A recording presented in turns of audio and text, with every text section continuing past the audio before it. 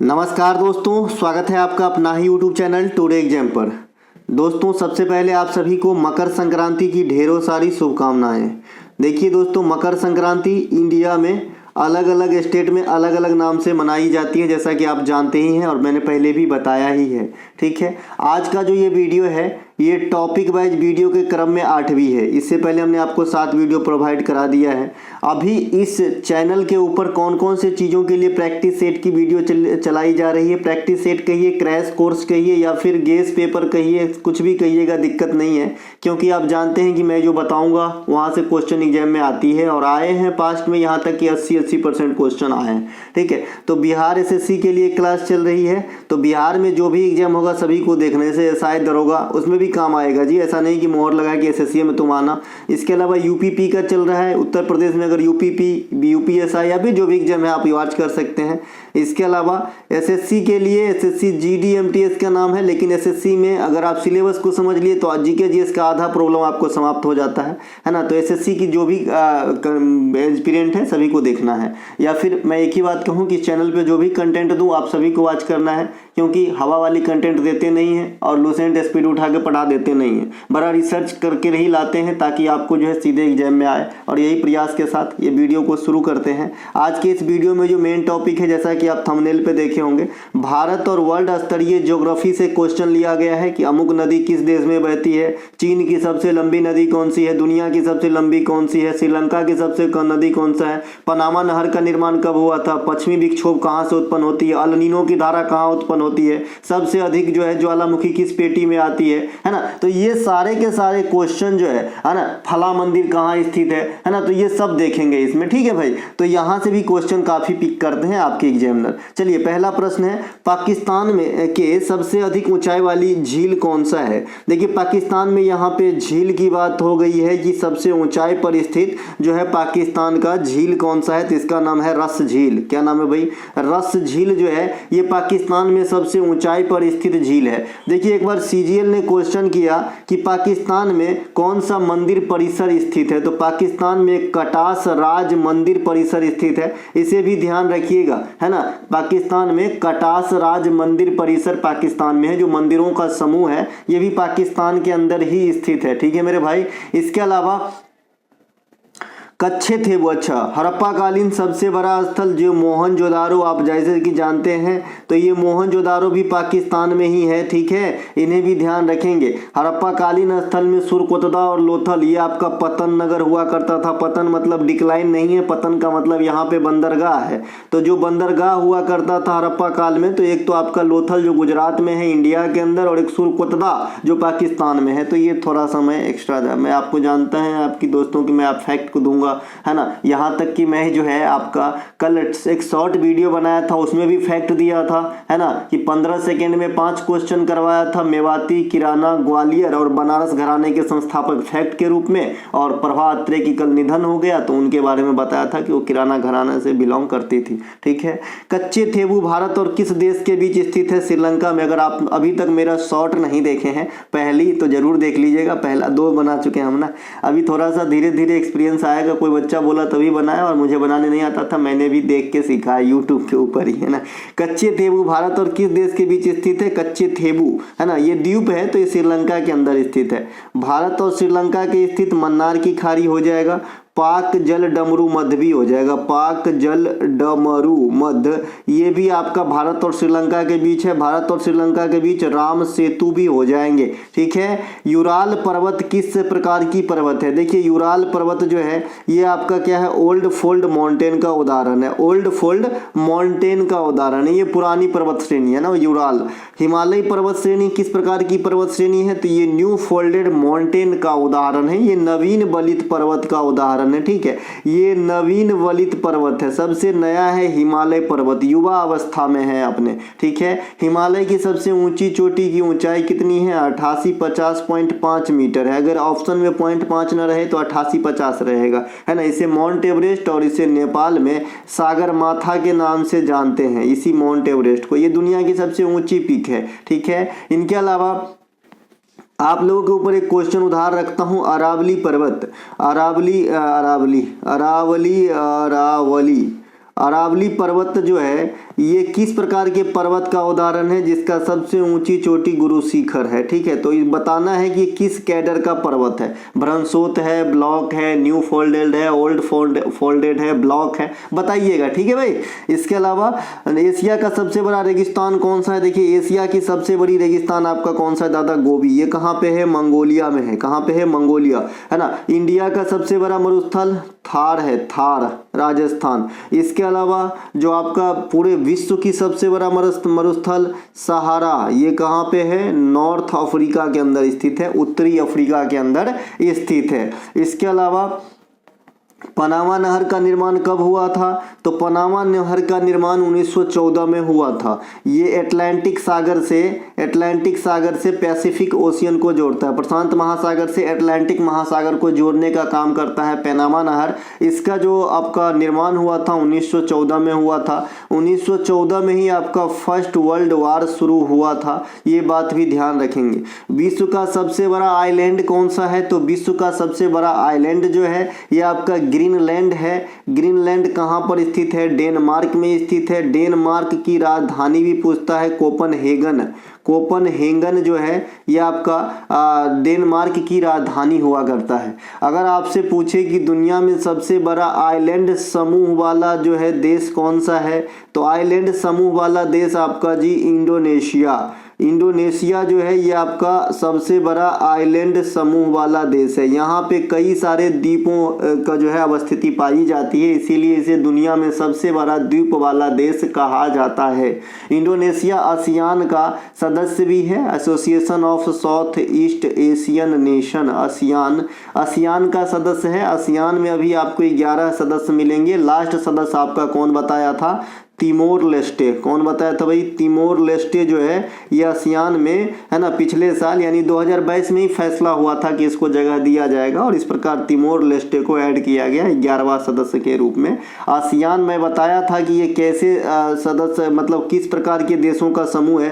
जैसे मान लीजिए ये भारत है, ये तमिलनाडु है, तो इसके जो ये वाली पोर्शन के जो देश हैं यही आसियान के देश हैं। ठीक है भाई, भारत की ये नक्शा समझ लीजिएगा, ये वाली, तो ये वाली पोर्शन का देश है आपका। ठीक है, इसके अलावा अल नीनो, अच्छा एक क्वेश्चन और एसएससी आपसे कर लेता है कि जो आइलैंड का समूह होता है, जो ग्रुप ऑफ आइलैंड होता है उसे हम क्या कहते हैं, तो आर्कीपिलागो कहते हैं। क्या कहते हैं भाई, आर्कीपिलागो। ठीक है भाई। इसके अलावा अल नीनो किस देश के तट के साथ एक गर्म महासागरीय धारा के रूप को दर्शाता है। देखिए मैंने आपको बताया है अल नीनो और ला नीनो किस महासागर की उपज है, तो आप कहोगे पैसिफिक ओशियन, प्रशांत महासागर की उपज है अल नीनो और ला नीनो। तो अल नीनो में क्या होता है, अच्छा सबसे पहले देश को रिलेट करके क्वेश्चन पूछा है, तो पेरू के समीप आता है, पेरू के तट के किनारे अल नीनो की घटना घटित होती है। ठीक है, अल नीनो में क्या होती है मेरे भाई मेरे बंधु बहन, तो जल जो है गर्म हो जाती है आवश्यकता से अधिक। तो ये पूरे महासागर का अगर जल गर्म हो जाए तो पूरे मछलियां मर जाएगा, तो दुनिया ही खत्म होने के कगार पे आ जाएगा। तो ऐसा नहीं है ना। तो ये पार्टिकुलर रीजन की ही जल गर्म होती है और ये प्रशांत महासागर में पेरू तट के किनारे होती है, जिसे अल नीनो नाम दिया गया है। ठीक है, अल नीनो में क्या होता है कि जो समुद्री सतह है इसके ऊपर जो है जल का वायुमंडलीय दाब क्या हो जाता है, कम हो जाता है। वायुमंडलीय दाब जो है कम हो जाता है, समुद्री सतह के ऊपर से जो प्रेशर है ना वो कम हो जाता है। ठीक है भाई, है ना। इसी प्रकार से आप याद रखते हैं कि जो चक्रवात है, चक्रवात में न्यूक्लियस की बात होती है यानी केंद्र की बात होती है, और चक्रवात में जो सेंटर पॉइंट है उसमें भी दाब की वैल्यू कम हो जाती है, वायुमंडलीय दाब कम हो जाती है, यानी चक्रवात निम्न दाब का केंद्र होता है। ऐसे क्वेश्चन आपने कई बार अटेंड करा होगा। और प्रति चक्रवात उच्च दाब का केंद्र होता है। तो यहाँ से मैं आपको लिंकिंग प्रोसेस सिखाता हूँ पढ़ाने में मेरे भाई, है ना। तो अल नीनो को चक्रवात से रिलेट कर लीजिए। ठीक है, अल नीनो को जो है चक्रवात से रिलेट कर लीजिए दाब के मामला में भाई, कि इसमें भी निम्न दाब होगा, इसमें भी निम्न दाब होता है। और लेख आता है जी ला नीनो, ला नीनो इसका भाई है, ये जहाँ हॉट होता है ये कोल्ड होता है ना। तो ला नीनो जो है ये आपका अधिक दाब हो जाता है ना, इसके जो सतह के ऊपर है दाब अधिक हो जाता है। और ला नीनो को हम प्रति चक्रवात से रिलेट करेंगे, प्रति चक्रवात में भी जो है केंद्र का दाब उच्च हो जाता है। ठीक है, तो ये चारों चीज एक साथ याद रखिएगा। बाद में कि अल नीनो और ला नीनो दोनों कहाँ की उपज है, तो प्रशांत महासागर की उपज है। एक चीज और बता दूं, यहाँ पे मैं कूल बोल रहा था और फिर बाद में मैं कोल्ड बोला। देखिए कूल जो है ना, कूल ये आपका सुखदाई ठंडा होता है। आप अंग्रेजी हमसे अच्छे जानते हैं। सुखदाई ठंडा होता है, जैसे गर्मी के महीना में पंखा के नीचे या एसी के नीचे बैठिए तो वो जो ठंडक है वो कूल कूल है, ठीक है, कोल्ड नहीं है। कोल्ड मतलब होता है दुखदाई ठंडा। जैसे ठंडा का महीना में बहुत ज़्यादा ठंडा भी लोगों को प्यारा नहीं होता है तो इसे कोल्ड कहते हैं, ठीक है भाई, ध्यान रखेंगे। उसी प्रकार से जो गर्म जल आप पीते हैं ना, तो वार्म वाटर है ना, वार्म वाटर पीते हैं तो ये आपका सुखदाई है। और हॉट वाला जो गर्मी होता है ना, ये दुखदाई है। और बाद बाकी आदमी भी हॉट होता है। मैं तो आज तक समझ नहीं पाया कि किधर आग लगा है कि आदमी हॉट दिखता है ना। चलिए अगला है हमारा कि रेशम बनाने की तकनीक सबसे पहले किस देश ने खोजा, तो ये चाइना में खोजा गया था 7000 वर्ष पहले। और इस फॉर्म में क्वेश्चन आपके एसएससी जीडी 2023 में पूछा गया है कि रेशम बनाने की तकनीक को है ना चीनियों ने कितने समय पहले खोजा था, तो 7000 वर्ष पहले इसका आंसर एसएससी ने माना था।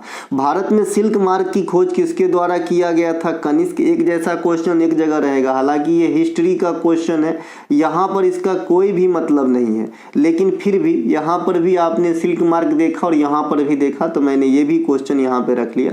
तो ये कनिष्क ने खोजा था, है ना। इनके अलावा कनिष्क के समय आपका चतुर्थ बौद्ध संगति हुआ था। इस वीडियो में 75 क्वेश्चन है, थोड़ा फास्ट चलते हैं, है ना। भारत का सबसे ऊंचा जलप्रपात कूचिकल जलप्रपात किस नदी पर है, बराही नदी पर है। कहाँ है, कर्नाटक में है। पहले हम किसे नोट करते थे सबसे ऊंचा जलप्रपात में, जोगिया, इसे ही नाम दिया गया था गोरसप्पा या महात्मा गांधी। ये तीनों नाम एक ही जलप्रपात का है जो शरावती नदी पर कर्नाटक में ही स्थित है। तो कुछ दिन पहले ये भारत की सबसे ऊंचा जलप्रपात हुआ करता था, लेकिन अब कूचिकल को मानिएगा। इसके अलावा विश्व का सबसे ऊंचा जलप्रपात एंजील जलप्रपात है, जो आपका कहाँ पे है, वेनेजुएला में है। कहाँ पे है, वेनेजुएला। इसके अलावा श्रीलंका देश की सबसे ऊंची चोटी कौन सी है, माउंट पिदरो है। ये श्रीलंका देश की सबसे ऊंची चोटी है। श्रीलंका में मैंने कहा था इंपोर्टेंट बंदरगाह है हम्बनटोटा बंदरगाह, है ना। इसके अलावा यहाँ पे प्रायद्वीप कौन सा रहेगा, तो जाफना प्रायद्वीप रहेगा श्रीलंका के अंदर।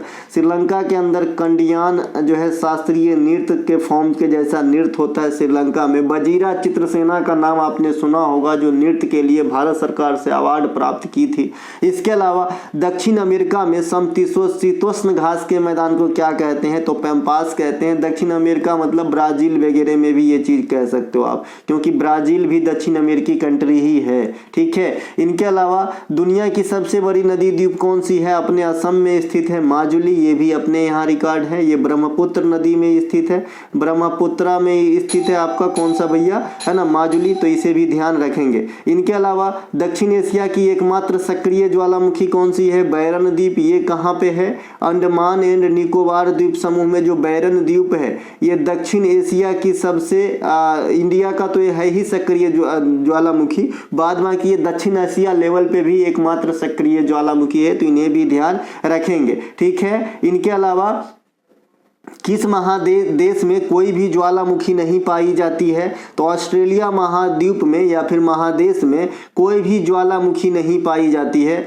उसी प्रकार से आपको यहीं पर ही याद रखना है कि कोई भी रेगिस्तान नहीं पाया जाता है आपके यूरोप महादेश में, ठीक है। यूरोप महाद्वीप में कोई भी रेगिस्तान नहीं पाया जाता है, वहीं ऑस्ट्रेलिया में कोई भी ज्वालामुखी नहीं पाया जाता है। ग्रेट बैरियर रीफ का नाम आपने जरूर सुना होगा, ग्रेट बैरियर रीफ का नाम जरूर सुना होगा। ये ऑस्ट्रेलिया में है, ठीक है। ऑस्ट्रेलिया एकमात्र ऐसा महादेश है जो अपने आप में एक देश भी है, तो ये बात भी आपको ध्यान रखना है। ज्वालामुखी क्रिया के फलस्वरूप किस प्रकार की चट्टान का निर्माण होता है, तो ज्वालामुखी क्रिया के फलस्वरूप जो चट्टान बनता है ये आग्नेय चट्टान बनता है, जैसे बेसाल्ट इत्यादि, ठीक है। तो ये सब जो है आग्नेय चट्टान के फॉर्म है, जो आपके ज्वालामुखी क्रिया के फलस्वरूप जब आपका मैग्मा लावा के रूप लेके के ठंडा हो जाता है और चट्टानी रूप धारण करता है, तो इसे ही हम आग्नेय चट्टान कहते हैं। और जब ये आग्नेय चट्टान का क्षरण होता है तो इसी से निर्मित होती है जी काली मिट्टी,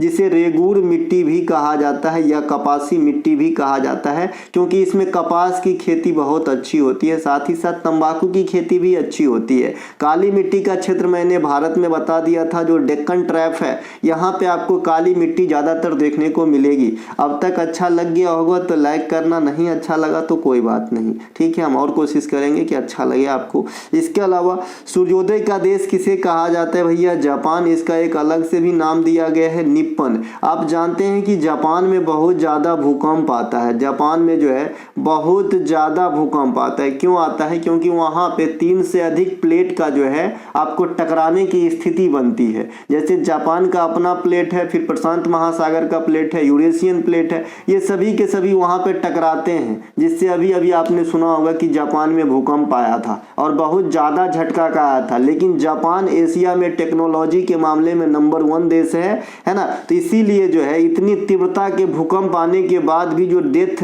मतलब टोल है ये 100 से कम ही रहा है। अगर इंडिया में मैं कहता हूँ ना कि जितने रेशियो जितने तीव्रता की अगर जैसे वहाँ पे भूकंप आया था, इसका 75% तीव्रता का भी अगर इंडिया में आ जाए ना, तो हमें लगता है कि कोई भी बड़े बड़े जो हमारे टावर हैं कुछ भी नहीं रहेगा यहाँ पे, ठीक है। लेकिन भगवान ने करे कि यहाँ आए, है ना, और कहीं ना आए, मैं तो बोलता हूँ, है ना। 2 चीज़ किसी को न दे, एक तो शारीरिक दुख, है ना। मुझे लगता है कि दुनिया में जिसकी शरीर ठीक नहीं है वो सबसे ज़्यादा गरीब है, ठीक है भाई। और एक ये आपदा वगैरह, है ना, तो वो तो होना ही है, क्योंकि इसके लिए जिम्मेवार भी हम ही हैं, है ना। जब तक पर्यावरण को हम नहीं छेड़ेंगे तो हमें नहीं कुछ करता है, तो हम कर रहे हैं तो करेगा, है ना। अब हमारे करने से तो अकेले पे नहीं हो जाएगा, है ना। इसके अलावा हवाओं का देश किसे कहा जाता है भैया? डेनमार्क का। डेनमार्क अभी राजधानी बता दिया था कोपेनहेगन, ग्रीनलैंड यही था, याद कीजिएगा। इसके अलावा जापान से एक और क्वेश्चन आता है, आपसे पूछा जाता है कि एशियाई देशों में सबसे पहले औद्योगिक क्रांति किस देश में आई? तो आप बताना जापान। वैसे विश्व में सबसे पहले इंग्लैंड में आया था। किस महासागर की आकृति अंग्रेजी वर्ड एस के जैसा है? अटलांटिक महासागर। अटलांटिक महासागर को अंध महासागर भी कहा जाता है और ये दुनिया के 5 महासागर में दूसरी सबसे बड़ी महासागर है, इसे ध्यान रखिएगा। इनके अलावा चैलेंजर गर्त किस महासागर में स्थित है? प्रशांत महासागर में। आपने चैलेंजर गर्त से हो सके कि आप नहीं समझ पाएंगे, लेकिन ये लिख रहा हूँ, समझ गए होंगे। मरियाना खाई, ये चैलेंजर गर्त में ही स्थित मरियाना खाई, जो दुनिया के सबसे अधिक गहराई वाला पॉइंट भी है, ये कहाँ पे है? प्रशांत महासागर में है। इसके अलावा अल नीनो तथा ला नीनो की घटना किस महासागर में? प्रशांत महासागर में। क्या होता है? ठंडा गर्म, दाब कम ज्यादा, बता दिया। भारत के पश्चिम उत्तर दिशा में शीत ऋतु, यानी पश्चिम उत्तर दिशा पंजाब हरियाणा में शीत ऋतु में पश्चिमी विक्षोभ के कारण वर्षा होती है, जो आपके वहां पे रबी के फसल को ना फायदा पहुंचाता है, रबी के फसल को फायदा पहुंचाता है, मसूर गेहूं इस सबको, है ना। तो ये पश्चिमी विक्षोभ का केंद्र कहाँ माना जाता है? तो भूमध्य सागर। भूमध्य सागर से पश्चिमी विक्षोभ उठती है। ग्रेट विक्टोरिया रेगिस्तान किस देश में है? ऑस्ट्रेलिया के अंदर स्थित है ना, विक्टोरिया, है ना। इसके अलावा सहारा मरुस्थल अफ्रीका के किस भाग में है? नॉर्थ पार्ट में है, उत्तरी अफ्रीका में है। बच्चे खाली अफ्रीका याद करके वहां पे साउथ अफ्रीका, पूर्वी अफ्रीका, पश्चिमी अफ्रीका, उत्तरी अफ्रीका देगा, दिक्कत कर देगा। पूर्ण रूपेण भारत की सबसे ऊंची चोटी कंचनजंगा की हाइट कितनी है? 85-86 मीटर है। दुनिया की 3 पर्वत की हाइट आपको जरूर याद होना चाहिए, 88.5 या फिर 88-50 मीटर, ये है माउंट एवरेस्ट। दूसरा है ना 86-11, ये है दी दादा केटू, और तीसरा है 85-86, ये है जी कंचनजंगा। तो ये जो है दुनिया का 3 सबसे अधिक ऊंचाई वाला पर्वत श्रेणी है। एगो नेपाल में है, एगो इंडिया और पाकिस्तान साझा करता है सीमा, और एक पूर्ण रूप से भारत में है कंचनजंगा, ठीक है। इनके अलावा भूमध्य सागर और लाल सागर को जोड़ने वाली जो आपका स्वेज नहर है, इसकी राष्ट्रीयकरण कब किया गया था, है ना। तो क्वेश्चन में ही आंसर है कि भूमध्य सागर से लाल सागर को कौन जोड़ता है? तो स्वेज नहर। और स्वेज नहर का राष्ट्रीयकरण 1956 में हुआ था, है ना। और स्वेज नहर जो बनके तैयार हुआ था ये 1869 में हुआ था। बननाई जो स्टार्ट हुआ था, यानी काम स्टार्ट हुआ था इस पे 1859 से। ऑफिशियल इसकी जो टोटल लंबाई बताई गई 164 से 168 किलोमीटर बताई गई, है ना। और ये मुख्य नहर है। इसके अलावा मध्य रात्रि के सूर्योदय वाला भूमि नॉर्वे, यहाँ पे जो है बहुत कम समय के लिए सूर्योदय होता है। एशिया की सबसे लंबी नदी कौन सी है भैया? यांगटीसी क्यांग है। ये कहाँ पे मिलेगा आपको? तो चीन में मिलेगा। इसके अलावा दुनिया की सबसे लंबी नदी कहाँ से निकलती है? विक्टोरिया झील से निकलती है। इसका नाम है नील नदी। और ये कहाँ पे गिरता है? तो ये भूमध्य सागर में गिर जाती है। ठीक है, कौन सा? नील नदी, जो कहाँ से निकलती है? लेक विक्टोरिया से। कौन सा भाई? दुनिया की सबसे लंबी। दुनिया की सबसे बड़ी सहायक नदी कौन सी है? तो ये है जी मेडिरा। मेडिरा किसकी सहायक नदी है? ये दादा अमेजन की। भारत की सबसे लंबी नदी है गंगा। हाइट कितनी, सॉरी हाइट नहीं, यहाँ पे लेंथ करना पड़ेगा, 25 किलोमीटर है। ठीक है। प्रायद्वीपीय भारत की सबसे लंबी नदी गोदावरी कहाँ से निकलती है? नासिक से। किसे क्या कहा जाता है? इसे दक्षिणी गंगा कहा जाता है। क्या कहा जाता है भाई? दक्षिणी गंगा। दक्षिणी गंगा गोदावरी को कहते हैं। और मैंने आपको बताया था कि दक्षिण भारत की गंगा रहेगा या फिर दक्षिण की गंगा रहेगा, इस प्रकार से तो फिर कावेरी आंसर होगा। इसका मतलब मैंने बताया था कि जहाँ की शब्द लगा हो कावेरी, जिसमें की नहीं लगा हो गोदावरी के लिए आना। प्रायद्वीपीय भारत की सेकेंड लार्जेस्ट नदी कौन सी है? कृष्णा। ये कहाँ से? महाबलेश्वर से निकलती है। और तीसरी सबसे बड़ी नदी कौन है प्रायद्वीपीय पेनिनसुलर इंडिया की? महानदी। ये आपका छत्तीसगढ़ से निकलती है। जितना भी हमने तीनों चारों नदी का नाम बताया, कृष्णा, कावेरी, महानदी, गोदावरी, है ना, ये स्वर्ण रेखा, ये सभी के सभी आपके कहाँ पे? बंगाल की खाड़ी में समाती है। इसके अलावा किस देश के पास सबसे अधिक अंतर्राष्ट्रीय सीमाएं हैं? तो चाइना का जो है सबसे अधिक अंतर्राष्ट्रीय सीमा लगता है। तो ये बात भी ध्यान रखेंगे। इसके अलावा भारत की अंतर्राष्ट्रीय सीमा कितने स्थलीय देशों से के साथ लगती है? ठीक से सुनिएगा, है ना, कितने स्थलीय देशों के साथ लगती है, मैंने ये पूछा। तो आप लोग कमेंट कीजिएगा कि स्थलीय देशों के साथ हमारे कै गो देश के साथ सीमा लगता है। श्रीलंका देश की सबसे लंबी नदी महावेली गंगा है। छोटे छोटे एग्जाम में आ जाता है। मस्जिद अल हरम कहाँ स्थित है? देखिए मस्जिद अल हरम, आपने इसके ऊपर जो आतिफ असलम एक गायक है, मुझे पसंद है ना, देखिए जो है आतिफ असलम भी अच्छे गाते हैं, अरिजीत सिंह के कैडर में ही है ना, तो इनके जो है गीत इसके ऊपर बनाया है मस्जिद अल हरम वाला। तो ये वाला जो मस्जिद अल हरम है ये मक्का में है। कहाँ पे है? मक्का में है भाई, है ना। इनके अलावा दुनिया में इस समय, अच्छा एक क्वेश्चन आपसे एसएससी कर लिया था, मैं यहाँ लिख नहीं पाया कि इंडिया का सबसे पुराना मस्जिद कौन है? तो आप बताइएगा शेख जुरामन मस्जिद। शेख जुरामन मस्जिद, ये इस प्रकार से है। ये केरल के अंदर स्थित है। ये इंडिया के सबसे पुराना मस्जिद है ना। इनके अलावा दुनिया में इस समय सबसे ऊंची खड़ी प्रतिमा कौन सी है? स्टैच्यू ऑफ यूनिटी, जो आपके गुजरात के एकता नगर में सरदार वल्लभ भाई पटेल की प्रतिमा है। इसकी हाइट टोटल 182 मीटर है। इसके मूर्तिकार भी पूछे जाते हैं, राम सुतार है। इसके अलावा दुनिया में ईसा मसीह की सबसे ऊंचा प्रतिमा, भाई जब महात्मा बौद्ध की सबसे ऊंची प्रतिमा पूछा जा सकता है तो ये क्यों नहीं पूछा जा सकता, मैं पूछ रहा हूँ, है ना। तो ये मैक्सिको में है। ठीक है। 10 डाउनिंग स्ट्रीट किस देश के प्रधानमंत्री का निवास माना जाता है? तो ये आपका इंग्लैंड का, है ना। भूटान की आधिकारिक भाषा क्या है? तो ये आपका भूटान की आधिकारिक भाषा है जोखंगा। एक सेकंड रुकिएगा जरा, भूटान की बता दिए थे ना। हाँ। श्रीलंका की आधिकारिक भाषा क्या है? सिंहली। श्रीलंका में सिंहली के अलावा तमिल भी बोली जाती है। और श्रीलंका और भूटान दोनों में आपका बौद्ध धर्म के मानने वाला ज़्यादा है ना। इनके अलावा अफगानिस्तान की आधिकारिक भाषा दारी या पश्तो है। अफगानिस्तान। मधेसी समुदाय के लोग कहाँ निवास करते हैं? तो ये नेपाल में निवास करते हैं भैया, मधेसी समुदाय के लोग। मसाई जनजाति के लोग अफ्रीका में निवास करते हैं, है ना। हिंद महासागर को अंध महासागर भी कहा, अच्छा किस महासागर को अंध महासागर? अटलांटिक बताया था। यहीं पर लिख लीजिएगा कि अर्ध महासागर भी कहा जाता है। अर्ध महासागर जो है ये आपके हिंद महासागर को हाफ ओशियन की संज्ञा दिया गया है। तो अर्ध महासागर हिंद को, और अंध महासागर, अंध मतलब ब्लाइंड वाला, तो ये अटलांटिक को। ठीक है। एकमात्र महासागर जिसका नाम किसी देश अर्थात भारत के नाम से रखा गया है तो ये है आपका जी हिंद महासागर। अभी बता दिया, इसे हाफ महासागर भी कहा जाता है। और सबसे अधिक जो आपका जनजाति, मतलब जनजाति नहीं कह सकते हैं, जो आबादी निवास करते हैं आदमी वाला, यानी टापू या फिर आइलैंड वाली देश, तो ये आपके हिंद महासागर में ज़्यादा मिलेगा। जैसे श्रीलंका वगैरह भी देखिए, मालदीव वगैरह भी देखिए, है ना। अभी तो मालदीव जानते हैं। ग्रीनविच किस देश में स्थित है? ब्रिटेन में, है ना। ग्रीनविच क्यों फेमस है भाई? यहाँ से मुख्य मध्याह्न रेखा को खींचा गया है ना, प्राइम मेरिडियन रेखा को। 0 डिग्री जो है यहीं से गुजरती है। कहाँ से? ग्रीनविच से। ये कहाँ पे है? आपका ब्रिटेन के अंदर है। 180 डिग्री देशांतर को क्या कहा जाता है? अंतर्राष्ट्रीय तिथि रेखा। इससे क्वेश्चन आता है ना, कि भाई ग्रीनविच के रिलेशन में अगर आप पूरब की तरफ जाएंगे तो दिन बढ़ेगा कि घटेगा? ये ईस्ट है और ये है वेस्ट। अगर आप पश्चिम की तरफ जाएंगे तो समय जो है निगेटिव माइनस में होता है, और पूरब की तरफ जाते हैं तो समय पॉजिटिव बढ़ता है। जैसे मान लीजिए ये है दादा, ये गोला आपका ग्रीनविच, और ये है आपका इंडिया 82.5 डिग्री पूर्व साइड में स्थित है। इसीलिए इंडिया का टाइम ग्रीनविच से 5.5 घंटे आगे चलते हैं। और ये 5.5 घंटा कैसे होता है? क्योंकि आपको बताया हूँ 1 डिग्री बराबर 4 मिनट, इसीलिए 82.5 डिग्री बराबर आपको 4 से गुना करेंगे, इसको 330 मिनट होगा, और 330 मिनट का मतलब होता है 5.5 घंटा। इसीलिए इंग्लैंड के टाइम से अपना टाइम 5.5 घंटा आगे चलता है। यही चीज़ अगर पश्चिमी देशांतर में मान लीजिए सपोज मैं होता ग्रीनविच से, तो 5.5 घंटा पीछे चलता। ठीक है भाई, यहाँ से क्वेश्चन आता है। इसके अलावा गोल्डन पैगोडा की भूमि किस देश को कहा जाता है? म्यांमार।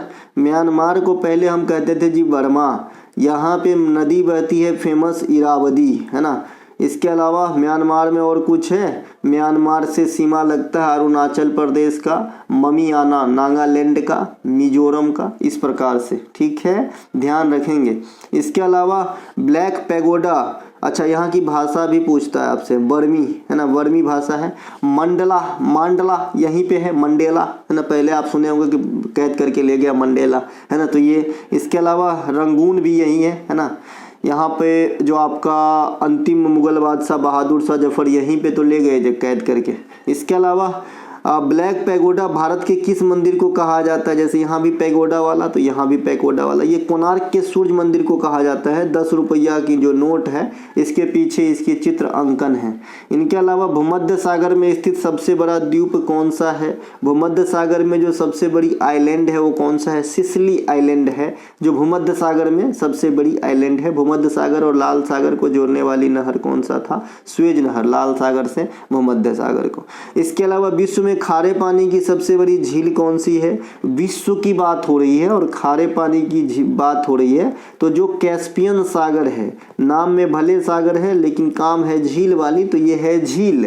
ठीक है, और ये खारे पानी की झील है ना। भारत में सबसे बड़ी झील कहेगा ओवरऑल तो वेम्बनाड।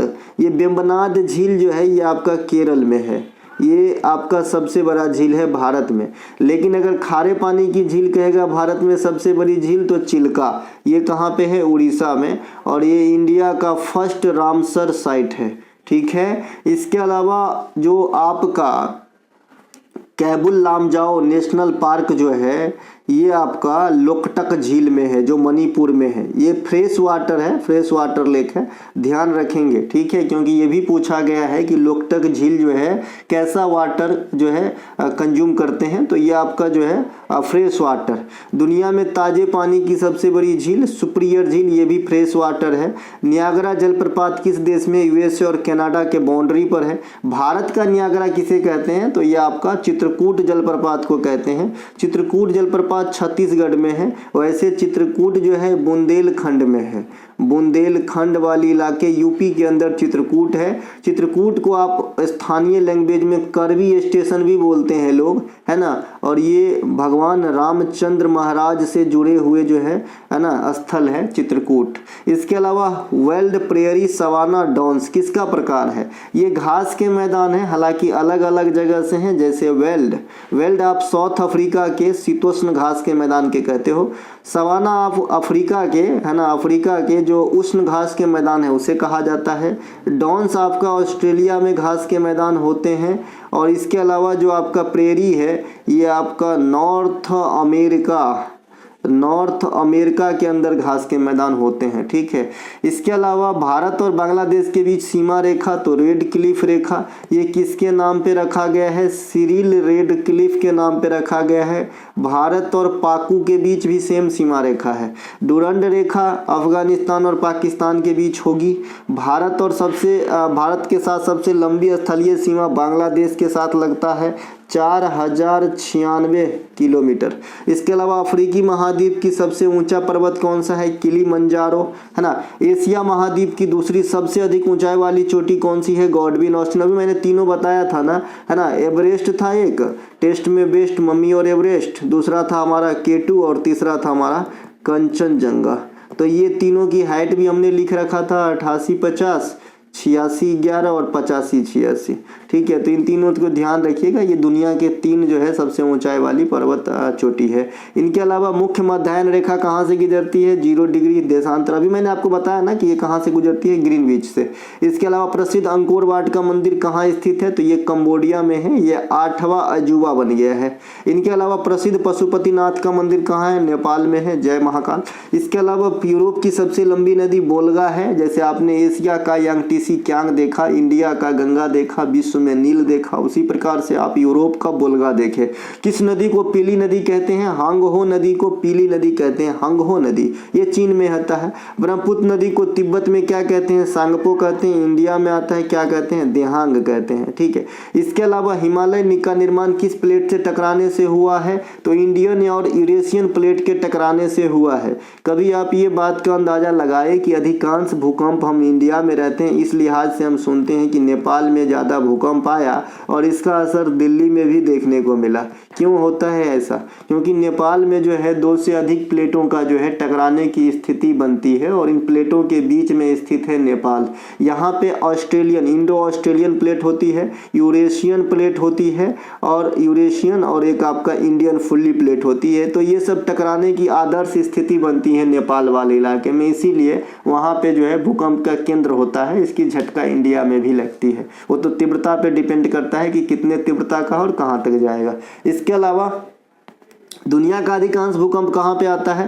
प्रशांत महासागर पट्टी में आता है। जैसे मैंने आपने रिंग ऑफ फायर बता ही दिया था, है ना। तो ये पट्टी में दुनिया का लगभग 70% से अधिक भूकंप आ जाती है ना। कहीं कहीं तो आपको 81% भी लिखे मिलेंगे कि यहाँ पे भूकंप आती है। ठीक है भाई, अभी जापान में आया था और मैंने जापान वाली भूकंप की बात ही कर ली थी। आगे भूकंप में कितने प्रकार के तरंग निकलते हैं? 3 प्रकार के, P, S और L, प्राइमरी, सेकेंडरी और लव, प्यार वाला।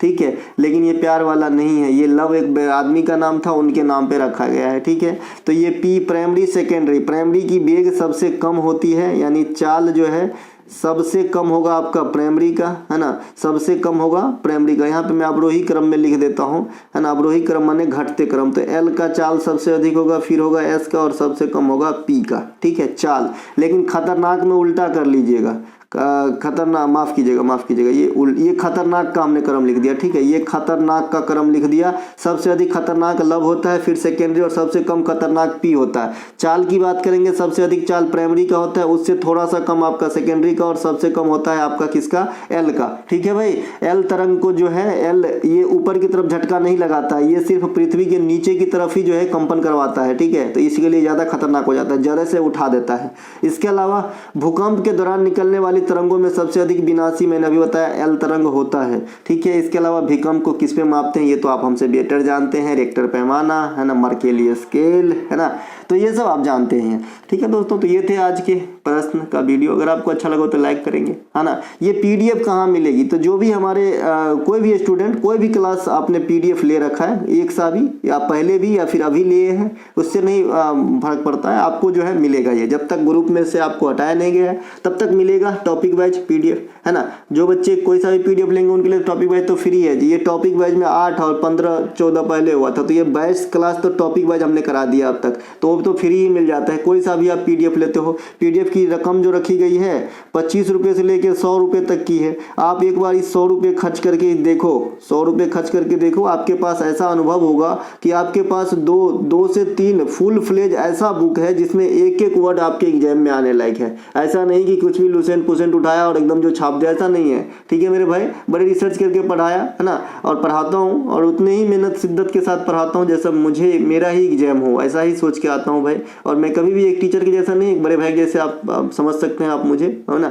मुझे सबसे ज़्यादा आपकी सफलता प्यारी है और इसके लिए मैं काम कर रहा हूँ। जैसे जैसे टाइम बचता है मैं आप लोगों को खर्च करता हूँ। हाँ, किसी दिन कुछ ऐसा काम हो जाता है, जैसे कल ही देखिए, है ना, तो मैं नहीं कर पाया था। मिलेंगे अगले वीडियो में। जय हिंद दोस्तों।